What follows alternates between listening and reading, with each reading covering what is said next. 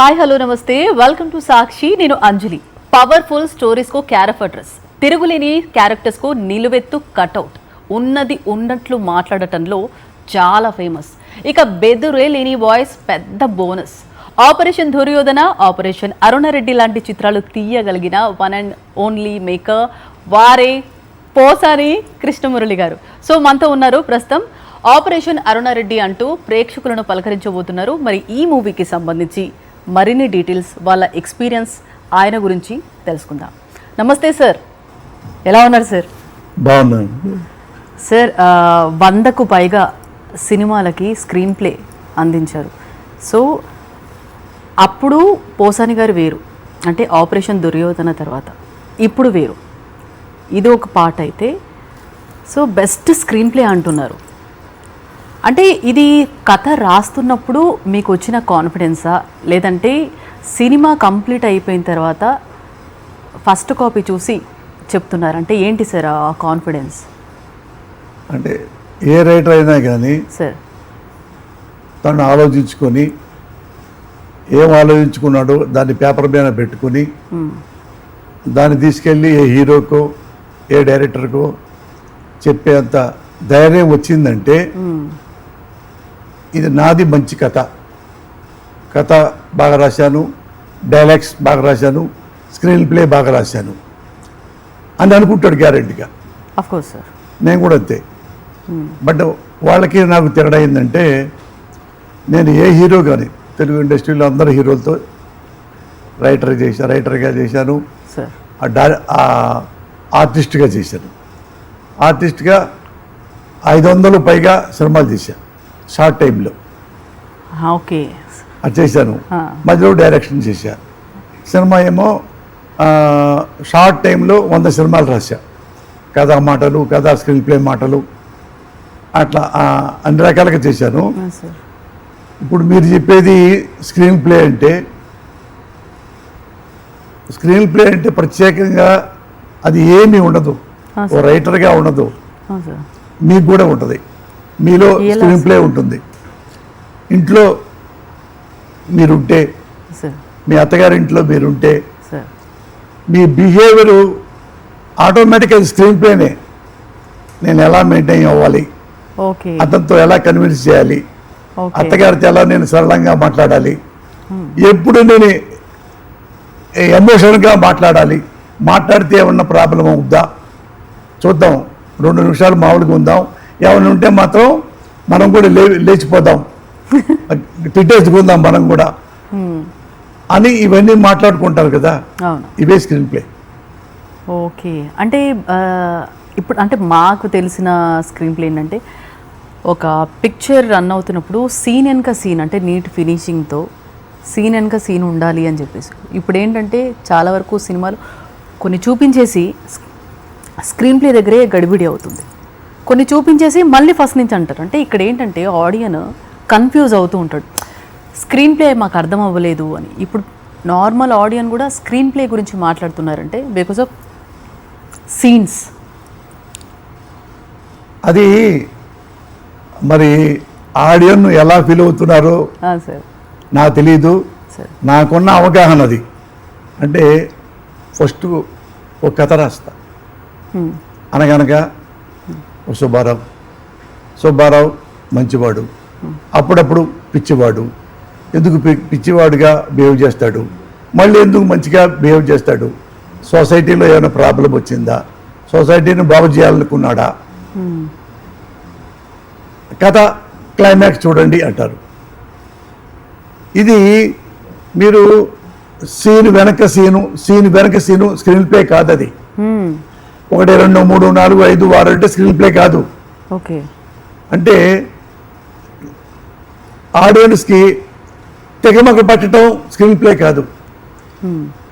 ఈ 2 గంటల కథలో ఆడియన్ని కుర్చీలో కూర్చోబెట్టి ఇలాగే కళ్ళార్పకుండా సినిమా చూపిస్తే అది గొప్ప స్క్రీన్ ప్లే అన్నట్టు. సార్ ఇప్పుడు జనరల్గా కథ అనుకున్నప్పుడు ఒక సినిమాకి కంటెంట్ ఇంపార్టెంటా లేదంటే స్క్రీన్ ప్లే ఇంపార్టెంటా అంటే మీరు ఏం చెప్తారు? రెండు ఇంపార్టెంటే. సార్ కథని మంచి కథను కూడా పాడు చేసే విషయాలు ఉంటాయి. ఎగ్జాక్ట్లీ ఉండదు. మామూలు చిన్న కథ అయినా సరే, చాలా చిన్న కథ అయినా స్క్రీన్ ప్లేతో మెస్మరైజ్ చేయొచ్చు. ఇప్పుడు మన అలాంటి వాటిలో రామ్ గోపాల్ వర్మ, సార్ మీరు రంగీలా సినిమా చూడండి. మామూలు సినిమా, చాలా మామూలు కథ. ఒక అమ్మాయి సినిమాలోకి వెళ్ళాలనుకుంటుంది, ఒకడు ఆ అమ్మాయిని లవ్ చేస్తామనుకుంటాడు స్లమ్లో. ఆ అమ్మాయి ఏమో సినిమాలో పెద్ద పెద్ద హీరోయిన్తో డ్యాన్స్ చేయాలని ఉంటుంది. ఇవన్నీ లాస్ట్లో వస్తే వాడు నా లవ్ కావాలా, నీ సినిమా కావాలా కాదు అంటే నాకు నువ్వే కావాలి అని కలిసిపోద్ది. ఇంతే కథ. దాన్ని 200 days ఆడింది. Super duper hit because of Ram Gopal Varma. అంటే ప్రతి సీన్ని ఇంట్రెస్టింగ్గా చెప్తాడు. అది మంచి కథ అనుకో, ఆ కథ మంచి కథ ఇంట్రెస్టింగ్గా చెప్పలేకపోతే అది అటర్ ఫ్లాప్. స్క్రీన్ ప్లే ఒకటే కాదు, కథ చెప్పటంలో స్కిల్ పే ఒకటే కాదు, దానికి మాటలు ఉండాలి. మంచి మాటలు, మంచి డ్రామా, మంచి ఎమోషన్, మంచి సెంటిమెంటు, ఇవన్నీ తర్వాతే స్క్రీన్ ప్లే దాన్ని పట్టుత్వంగా చేయడానికి. ఓకే, ఇప్పుడు ఆపరేషన్ అరుణారెడ్డి గురించి మనం మాట్లాడుకుంటే సార్, ప్రమోషన్స్లో కానీ మెయిన్గా మనకి ట్రైలర్, టీజర్, ఈ మూడిట్లో ఎక్కడ కూడా చాలా వరకు కొంచెం ఆడియన్కి చూస్తే ట్రైలర్ కానీ టీజర్ కానీ చూస్తే ఐడియా వస్తుంది. బట్ ఆపరేషన్ అరుణారెడ్డి ట్రైలర్ చూస్తే, టీజర్ చూస్తే, మీరు ప్రమోషన్స్ అబ్జర్వ్ చేస్తే ఎక్కడ కూడా స్టోరీ ఇంత కూడా లీక్ అవ్వలేదు, తెలీదు. సో మా సాక్షి వ్యూవర్స్కి ఏమైనా చిన్న లీక్ ఏమైనా ఇస్తారా సార్? సాక్షికి లీక్ ఏముంది, ప్రాణమే ఇస్తారు. అది ఆపరేషన్ అరుణారెడ్డి. సార్ ఒక అమ్మాయి పేరు బొమ్మారెడ్డి అరుణారెడ్డి. బొమ్మారెడ్డి అరుణారెడ్డి అంటే కంగారు పడుతున్నారు కదా, ఆ అమ్మాయి క్యాస్ట్ రెడ్లు అని దాని మీద కథ కాదు ఇది. ఆమె ఇంటి పేరే బొమ్మారెడ్డి, ఈ అమ్మాయి పేరు అరుణారెడ్డి. ఇప్పుడు నా పేరు పోసాని కృష్ణమురళి, పోసాని అని పిలుస్తారు, లేక కృష్ణమురళి అని పిలుస్తారు, మురళి అని పిలుస్తారు. ఇక్కడ అంతే, ఇందులో బొమ్మారెడ్డి అని పిలుస్తారు, తర్వాత అరుణారెడ్డి పిలుస్తారు, అరుణ అని పిలుస్తారు. అట్లా బొమ్మారెడ్డి అరుణారెడ్డి అనే అమ్మాయి ఢిల్లీలో యూనివర్సిటీలో జర్నలిజం చదువుకుంది. అందుకు మీరు ఫిల్టర్గా కొంచెం ఇవ్వమన్నారు కదా, అందుకు చెబుతున్నా. ఇంట్రెస్టింగ్ సార్, చెప్పండి వింటాను.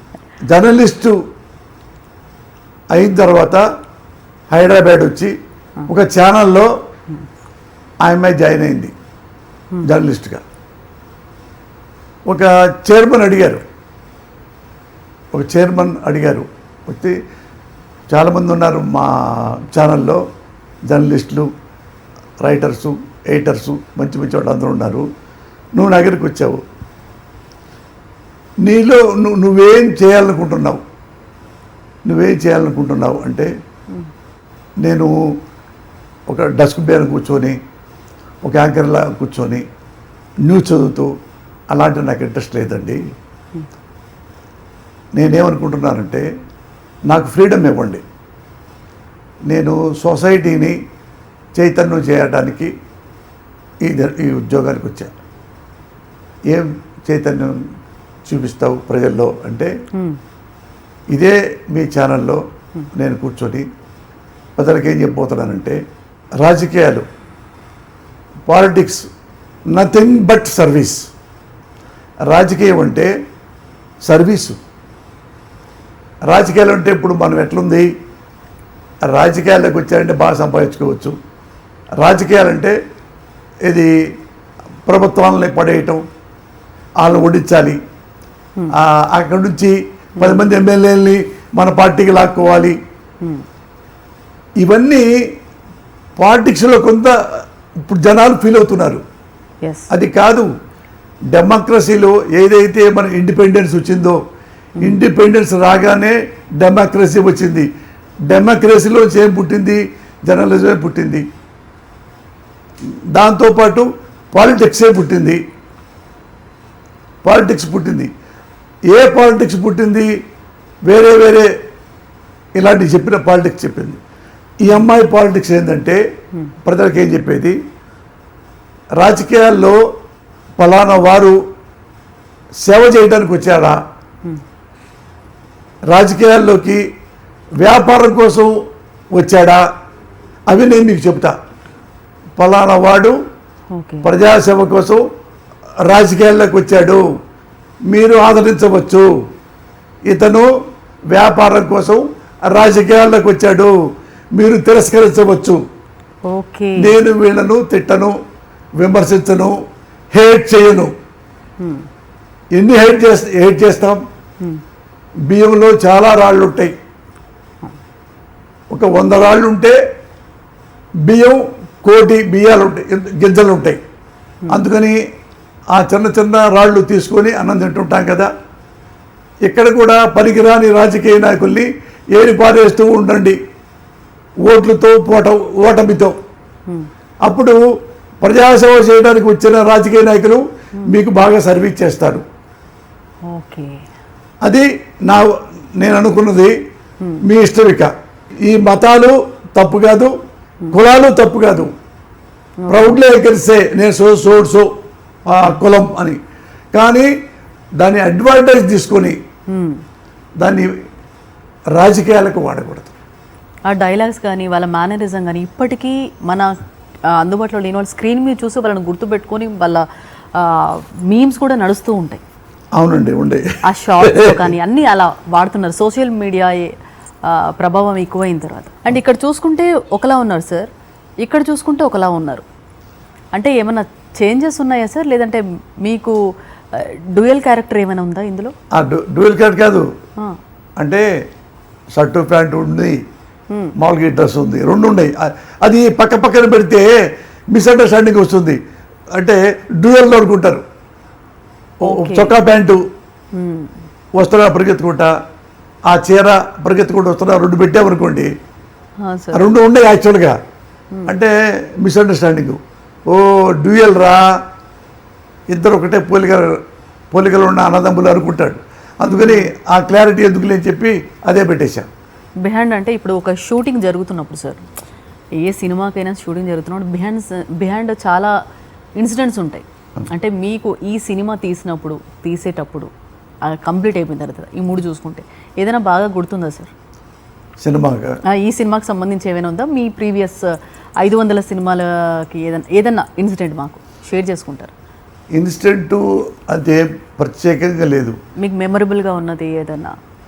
మెమరబుల్గా ఉన్నది ఏంటంటే, ఈ 40 ఏళ్ల టైంలో ఒక్కసారిగా నా భార్య నా కథలో షేర్ చేసుకోవటం అనేది ఒక ఎక్సలెన్సీ. Okay, memorable. నైస్. ఆమె చాలా వరకు నాకు ఇసుకుండేది, ఎంతకంటే ఏమొస్తుంది, ఆలోచిస్తే వస్తుంది, ఆలోచించకపోతే రాదు అంటది. ఏం అరవదు. ఇది బాగుంది కదా, ఇది బాగుంది, దీని ఇద్దరు బూతులు గుతులు ఏమి లేవు కదా, ఆలోచించండి అంతే. అది మళ్ళా రాస్తా, మళ్ళా వదలను. అంటే ఎందుకు రాలేదు, ఎందుకు బాగలేదు ఇది అంటే, ఇది మరి ఉపద్ఘాతం లాగుంది, 20 లైన్స్, దాన్ని తీసి పారేసి 5 లైన్లలో మరి రాసేవాడిని. మరి బాగా రాశారు కదా. ఓకే, సినిమాకి అంటే మల్టీ స్టారర్ మీరు దీంట్లో.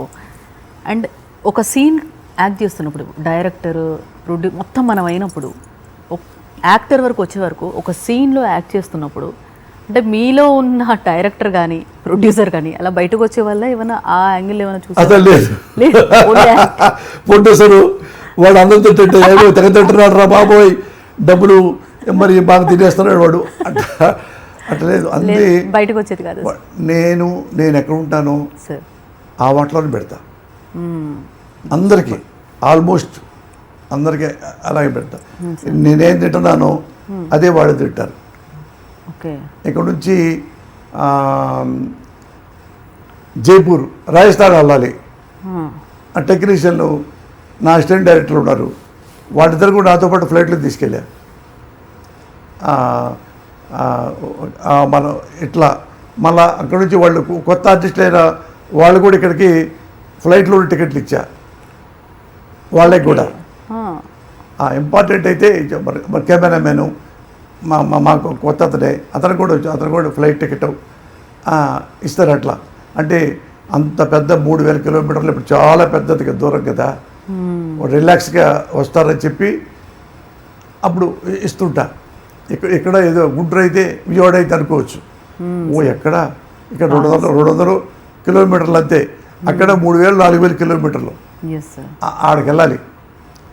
అందుకని నేను ఏం చేశాను అన్నీ వాళ్ళకి అయ్యే చేయించా, ఇంకా వేరే మార్పు ఏం లేదు.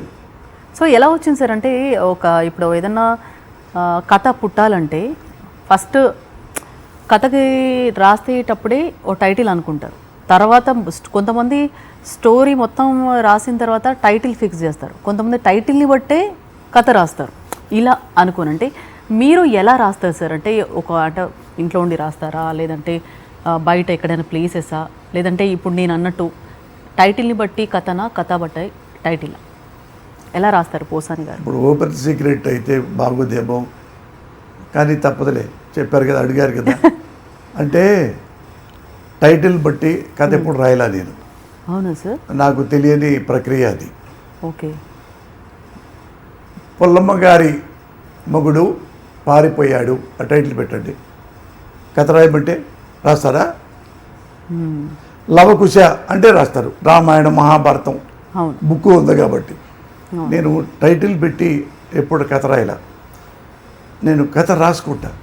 ఇప్పుడు చాలా వరకు టైటిల్స్ పెట్టే తర్వాత వస్తున్నాయి కదా సార్, అలానే నాకు అంత తెలివితేటలు నాకు లేవు. అది ఎలాంటి తెలివితేటలు మీకు తెలుసు, నేను చెప్పగలరా? అది నాకు ఇన్స్పిరేషన్ ఉండాలి కనీసం.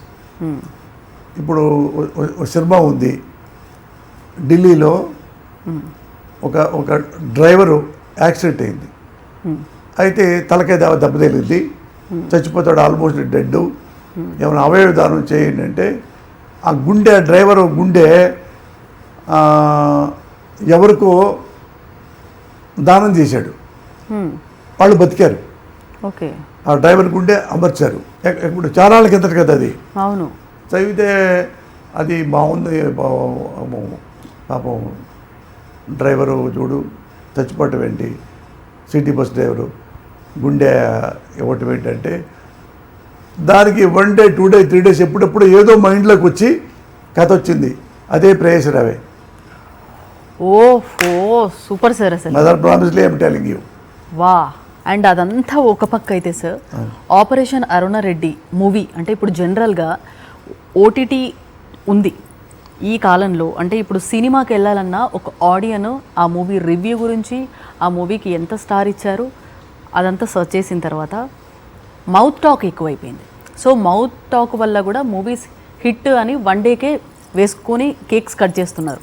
ఇదంతా చూస్తే ఇప్పుడు ఆపరేషన్ అరుణారెడ్డి మూవీ చూసిన తర్వాత ఆడియన్ అంటే మెసేజ్ ఏమైనా తీసుకుంటారా, లేదంటే ఏం ఫీల్ అవ్వాలి ఒక ఆడియన్కి కావాల్సింది నేను ఇది ఇస్తున్నాను అని ఆ ఆడియన్ ఫీల్ అయ్యేలాగా మీరు ఏం చేశారు, ఏం చెప్తారు అసలు?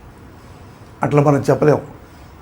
ఇప్పుడు నేను 100 సినిమాలు రాసినా ఇంకా రాస్తున్నా, ఇది 100% హిట్ అవుతుంది అని నేను ఎప్పుడు భరోసా ఇవ్వను. ఇది ఆడొచ్చు, ఆడకపోవచ్చు, వాళ్ళకి ప్రజలకు నచ్చవచ్చు, బాగా నచ్చవచ్చు, నచ్చకపోవచ్చు. అది నేను ఎప్పుడు నాకు అది ఉంటుంది నా ఆలోచన, అభిప్రాయం. జనం మీద మనం పెట్టాల్సిందే తప్ప జనం ఆదరించారా లేదా, ఆదరించారు అంటే వాళ్ళకి నచ్చలా, నచ్చింది, ఆదరించలేదు నచ్చలా, అందులో ఏదో ప్రాబ్లం ఉంది అని మళ్ళీ ఇంకో కథ రాసుకోవడానికి ట్రై చేస్తా. ఓకే. సినిమా ఆడాలి అనే రాస్తా. ఇప్పుడు సినిమా ఆడాలి ప్రజలకు నచ్చితే బాగుండు. కానీ తెలియకుండానే నాకు ఎక్కువ 70-80% పైగా ఎక్కువ సక్సెస్లు అన్నీ పైత బంధం, పెళ్ళి వేసుకుందాం, ఇంకొకడు మన చివరికి అక్కడ కొని మన రామ్ గోపాల్ గారు కూడా దగ్గర గాయం కానీ మనీ కానీ మన చాలా సూపర్ హిట్ మూవీస్ అన్నీ ఎక్కువ అన్నీ ఉంటాయి. అలా ఒకసారి సినిమా రాశా, డైరెక్షన్ చేద్దాం ఫస్ట్ అని. ఎందుకో చేయాలనిపించింది చేశా అంతే. అది శ్రావణ మాసం పెద్ద ఫ్లాప్ అయింది. నేనే రాసుకున్నా. డైలాగులు నేను రాసుకోవాలా, నా దురదృష్టం అది. అంటే ఎన్ని బిజీగా ఉన్నా కదా అని చెప్పి ఇంకో రైటర్ని పెట్టా. ఏది ఏ గుండెకాయని పెట్టకూడదు ఆ గుండెకాయని పెట్టా. నాకు బుద్ధి లేదు కదా, అది ఫ్లాప్ అయింది. అంటే నేను మిస్టేక్ చేశా, ఇగ్నోర్ చేశా స్టోరీ డైలాగ్స్ని. ఆపేసి అయిపోయింది. ఫ్లాప్ అయిన తర్వాత నెక్స్ట్ కూర్చొని 2-3 నెలలు కూర్చొని ఒక కథ రాశా, అదే ఆపరేషన్ దుర్యోధన. రైట్. సో ఒక డైరెక్టర్గా మిమ్మల్ని మీరు ప్రూవ్ చేసుకున్నారు. తెలుగు ఇండస్ట్రీలో లాస్ట్ 100 రోజుల సినిమా నాదే, ఇంకే లేవు. ఆపరేషన్ 100 రోజులు ఆడింది, 100 days స్ట్రాంగ్గా. చాలా సినిమా, చాలా సెంటర్స్లో అక్కడి నుంచి ఈ రోజు వరకు 100వ రోజు ఫంక్షన్ లేదు ఎక్కడ. అది అదృష్టం. మొత్తానికి ఆపరేషన్ అరుణారెడ్డి మంచి హిట్ అవ్వాలని మనస్ఫూర్తిగా కోరుకుంటున్నాను. Wish you all the success. Thank you so much sir and take care sir. So ఇది ఇవాల్టి special chit chat. Stay tuned to Sakshi. Thank you sir. మరిన్ని అప్డేట్స్ కోసం ఛానల్ను సబ్స్క్రైబ్ చేయండి. నోటిఫికేషన్స్ కోసం బెల్ ఐకాన్ పై క్లిక్ చేయండి.